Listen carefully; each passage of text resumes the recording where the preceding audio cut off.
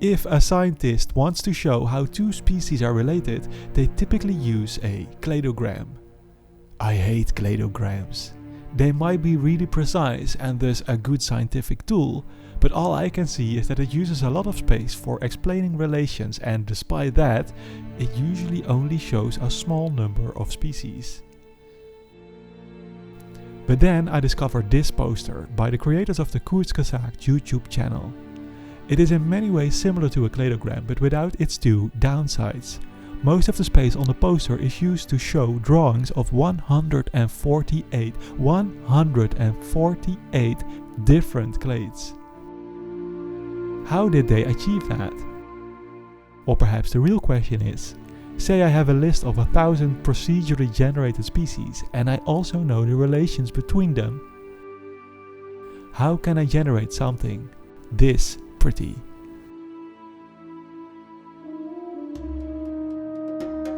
So, for those of you new here, this is evolution simulation game The Sapling, my solo indie game project.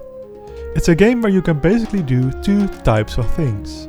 On the one hand, there are a number of scenarios tasking you to design an ecosystem that meets specific requirements. On the other, there is a sandbox where you can build your own algae, plants and animals, turn on random mutations and see how they evolve. Okay, to give you some context, why am I even interested in solving this problem?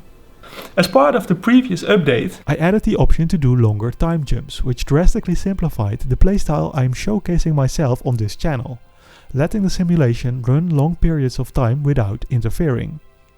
You have seen the situation before the time jump, you can see the situation right now, but you can only guess what happened in between. Sure, you can zoom in and investigate an individual creature, but there's no way to tell why this creature is here, where it came from.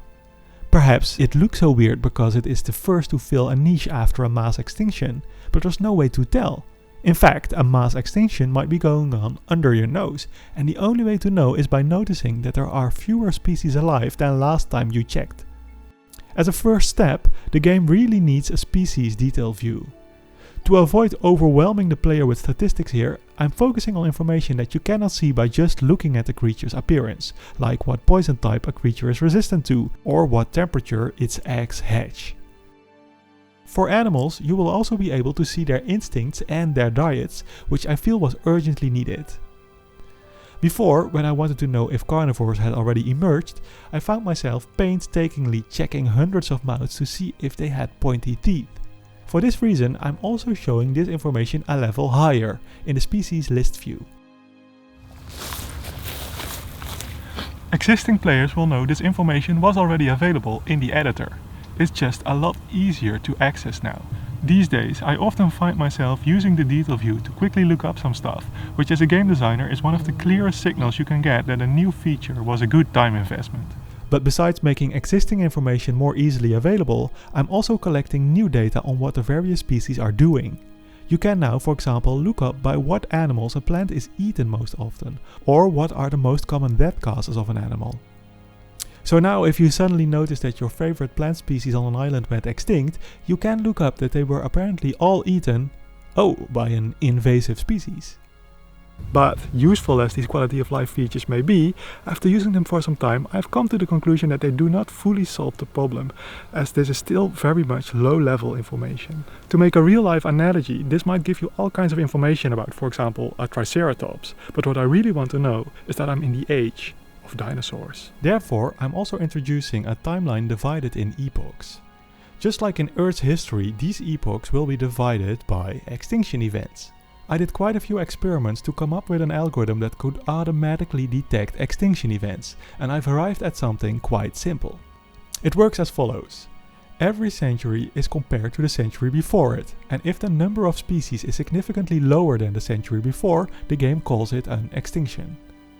After some trial and error, I've set the threshold to 60%.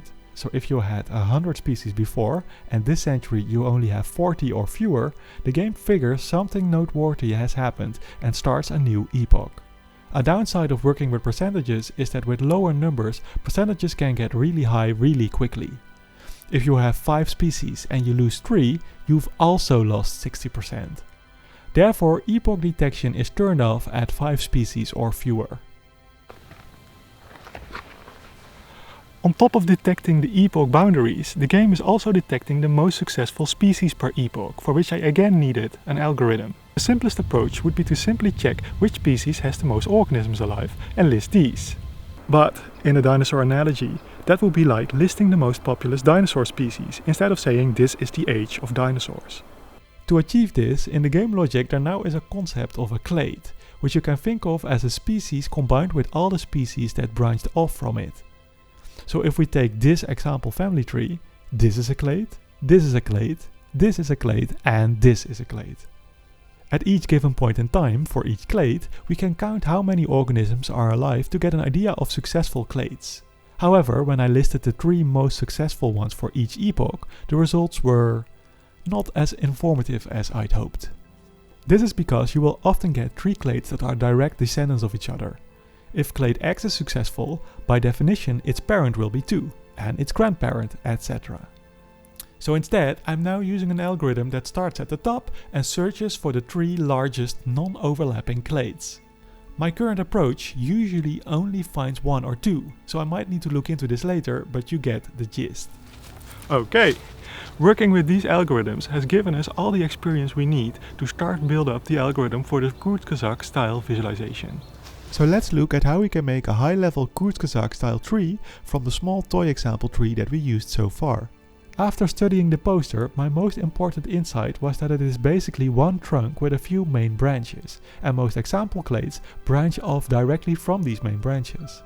There are a few cases where it goes a level deeper, so you get side branches, but I'll ignore these for simplicity. So our goal is a trunk, main branches, and clades branching off from these main branches. So when traveling down the family tree from the top again, for each child clade we have 3 options. We say that this will be the trunk from now on, or we say it will be a branch, or we ignore it.